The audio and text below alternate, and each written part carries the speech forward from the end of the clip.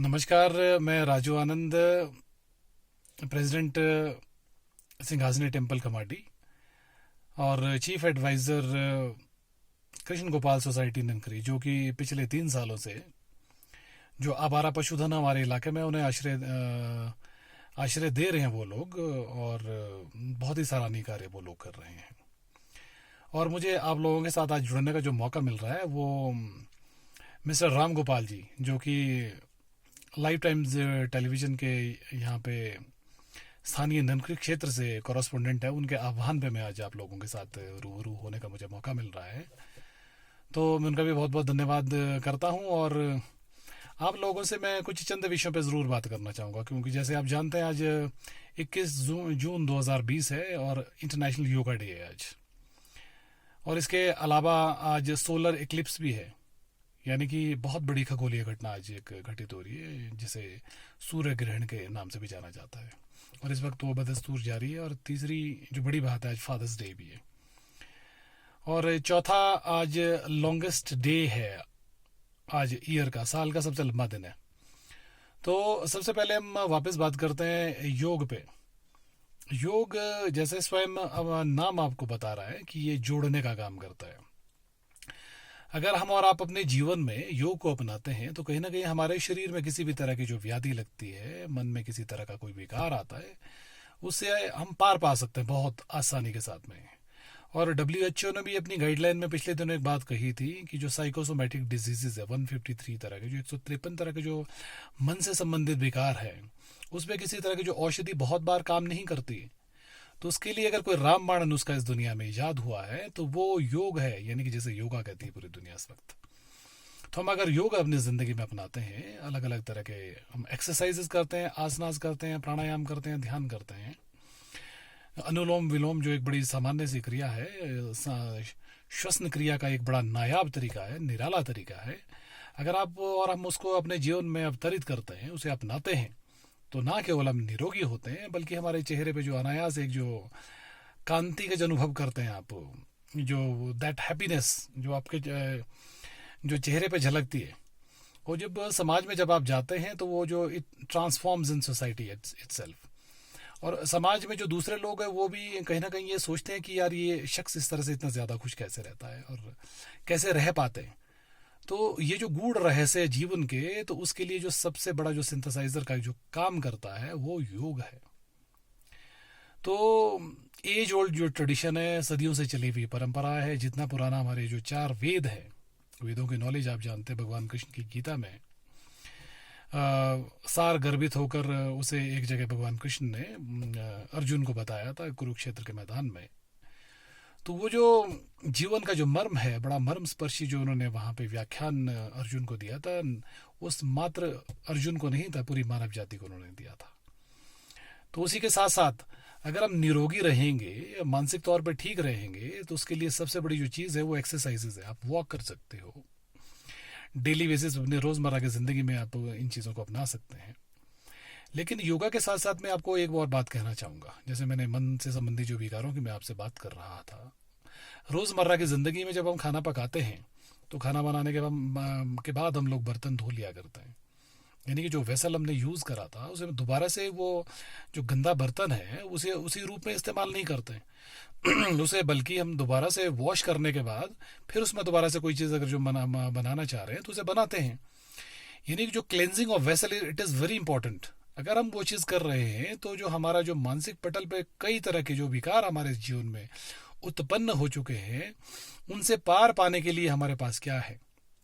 अगर शरीर को तरोताज़ा रखने के लिए हम रोज़मर्रा की ज़िंदगी में स्नान गृह में जाकर सुबह सुबह अगर हम स्नान लेते हैं तो किसी भी तरह के जो जीवाणु हमारे शरीर में एंटर कर सकते हैं उनसे हम दूरी बना सकते हैं।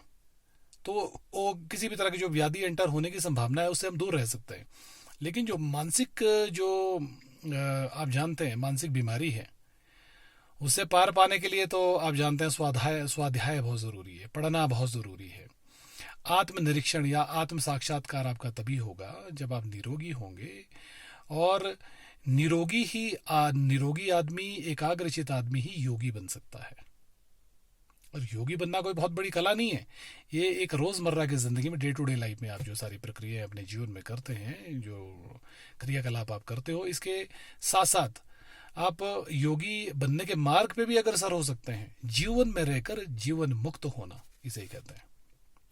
ठीक है, तो दूसरी बात मैं आप लोगों से कहना चाहूँगा, आज फादर्स डे भी है, very important day in our lives, हमारी ज़िंदगी में बहुत ही महत्वपूर्ण मुकाम रखता है। सभी जानते हैं इस दुनिया में हमारे जो दो जनक हैं, माता और पिता, उसमें पिता का जो आज दिन मनाया जाता है पूरे विश्व भर में, फादर्स डे, तो आज कृतज्ञ जो सुपुत्र हैं अपने पिता को श्रद्धांजलि के रूप में, जिनके पिता आज उनके साथ में नहीं है और जिनके पिता जिंदा हैं, जो इतने खुश नसीब है, सौभाग्यशाली है, वो भी किसी न किसी रूप से अपने पिता को थैंक यू बोल सकते हैं, किसी न किसी माध्यम से। और जीवन में जो भी आपके जीवन मूल्य आपको मिले हैं, धरोहर में, विरासत में आपको जो चीज़ें मिली हैं और जो संस्कार आपको मिले हैं, तो कहीं ना कहीं वो ट्रांसफॉर्म होकर आप में आए और आप उन्हें अपने जीवन में कितने अवतरित कर रहे हैं, तो आपके फादर का उसमें अनायास एक दखलंदाजी रही है आपके जीवन में।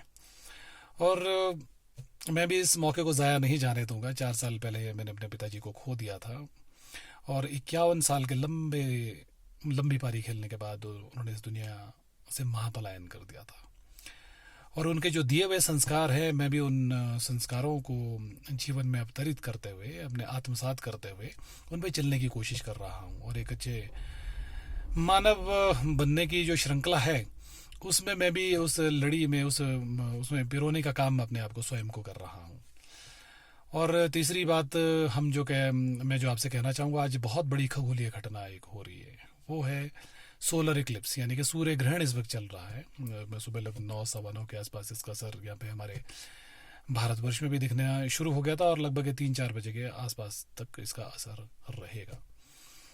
और आप जानते हैं हम लोग बहुत ज़्यादा भ्रांतियाँ पाल देते हैं बहुत बार, बहुत लोग हमें डरा भी दिया करते हैं कि ये जो खगोलीय घटना हो रही है, जो सूर्य ग्रहण लग रहा है हमारा, ये उथल पुथल मचा देगा, ऐसा कर देगा, वैसा कर देगा। हाँ, छोटी मोटी घटनाएं ज़रूर हो सकती हैं, लेकिन इतना इससे ज़्यादा मुतासिर होने की, इतना प्रभावित होने की ज़रूरत नहीं है।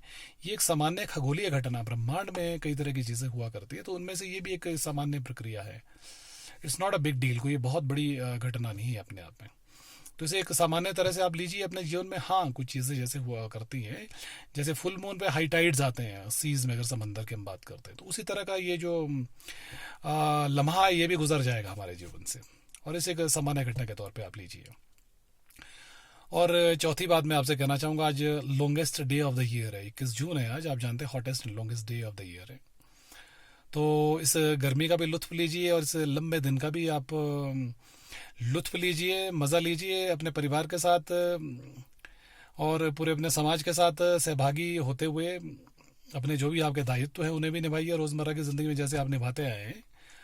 और सिर्फ मैं आखिर में आपको एक ही संदेश देना चाहूँगा कि अगर मानसिक पटल पे आप शुद्ध रहना चाहते हैं, शुद्धिकरण आप करना चाहते हैं, जैसे कहा जाता है कि अगर आप दान करते हैं पैसे को, किसी भी तरह का जो आपके पास धन आपने किसी भी रूप में अर्जित करा है, यानी कि किसी भी रूप में, मेरा मतलब ये नहीं कि हम कुछ गलत मीन से इसको अर्जित करें, मेरा मतलब है आप कोई बिजनेस कर रहे हैं, आप जॉब्स में हैं, किसी भी रूप में आपके पास धन आता है, तो उसका जो शुद्धिकरण है वो दान से होता है।